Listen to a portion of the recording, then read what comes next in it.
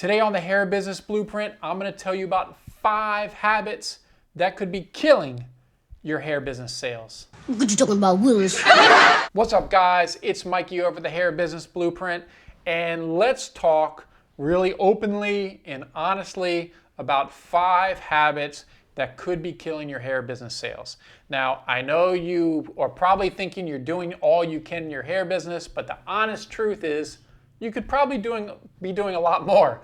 And those are done through habits. And having good habits for your hair business is how you're gonna grow your business, build an empire, create jobs, create a legacy, do everything for why you're in the industry. These are really important habits that we're going to talk about. I work on them all the time myself. I try to work on them with my team. It can be a struggle, but it's something you have to continually work on. So let's go over 5 habits that's going to help you either win or lose in the hair industry. Hey, this is Mikey over at the Hair Business Blueprint. Make sure you subscribe to my channel so I can help you grow your hair business. I'm also the author of Fearless Beauty, the Hair Business Blueprint. Make sure you check the description below so you can pick up a copy, because I know for a fact this is going to help you with your hair business journey. Okay, are you ready? Pen, paper?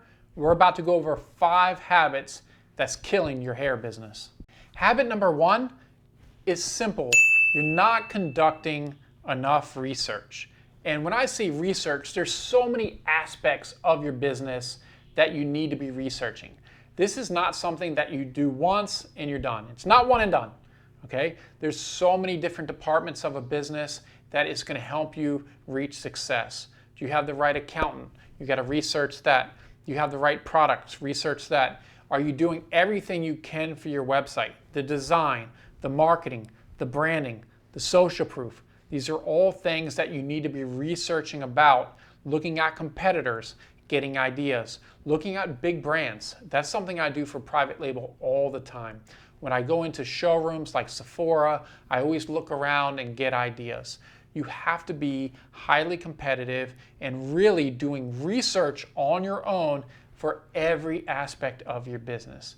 The time that you say, hey, this is perfect, is the time that you're going to start losing in the hair industry and your sales are going to struggle. You always have to push forward and be really critical about learning and educating yourself and doing more research so you can grow your hair brand and its sales. The second habit we have to talk about is you're struggling with your purpose and your why for your hair business. Why are you in your hair business? Why? I can tell you, and I talk about this in my book, my initial why for my hair business was for my mother. I didn't want my mom to ever worry about money again. I didn't want her to struggle. So I said, hey, in the hair industry, I think I have an opportunity to really grow my business and provide for my mother.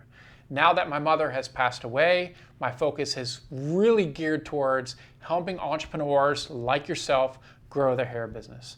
Nobody has created more tools, resources, and education around starting, marketing, managing, dropshipping, everything related for a hair business than private label, dropship bundles, dropship beauty. I'll put the links below. But we've done as much as we can and continue to push forward with more great information and education. That is why I'm in the industry, because I can't tell you how amazing it is when a client reaches out and they said, hey Mikey, it's March and I've already reached $100,000 in sales. Or I have a client that reached the first $1 million in sales. Yes! That's awesome!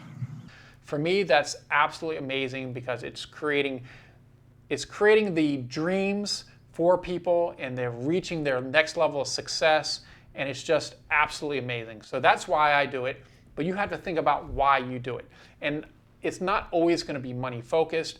For me, it's really about helping people, but you have to figure out what yours is. If this is cloudy and you don't know really why you're in the industry, I'm telling you, it's going to start affecting your sales.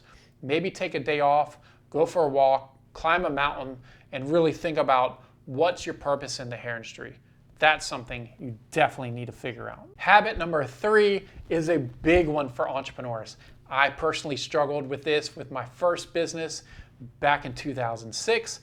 I wanted to do everything myself, and many entrepreneurs have trouble letting go of certain tasks in their business. I know it's really, really tough, but the only way you're going to grow is to start putting tasks to other people, whether you're hiring virtual assistants, your first employee. These are the only ways you're going to grow your business. Make sure as you start growing, get feedback from your staff, figure out how you can really form a great team for your company. It's very hard to find somebody that is going to care about your business as much as yourself. You have to understand that. But that doesn't mean you can't find amazing people to help you with your journey. Make sure you discuss with them of why we're doing this, why we're in the industry, and why they can also benefit from this business growing by giving them incentives. So really think about that, and it's going to be a really key habit for your sales growth and the success of your company. Number 4 is another big one that I've seen so many people make this mistake, is they don't invest in their business. Yeah, you sold $100,000, but what are you doing with the money, right? So going out and say, oh, I'm treating myself to a new Gucci bag, popping bottles at a nightclub, and all your profits are gone. Take that money, continually reinvest in your business. Now, there's plenty of places you can put this money. Additional inventory, better branding, improving your website, hiring an expert or a consultant to help you with certain aspects of your business where you struggle, education, classes, so you can be a better entrepreneur, more knowledgeable, so you can really grow your hair business. I've talked in my videos before that I didn't take $1 out of the company to pay myself for 2.5 years. That's 2.5 years of investing back in the business so it could be where it is today. And we still invest heavily back in the business so it can continue to be strong, so our clients don't have to worry, is private label going anywhere? No, we're not. We're here for the long term. We're really, really stable and invest back in the business. It's going to give you incredible peace of mind as an entrepreneur. As the strength of your business grows, the stability of it grows. Because when you're first starting out and you're really struggling, trust me, I've been there many times through my businesses.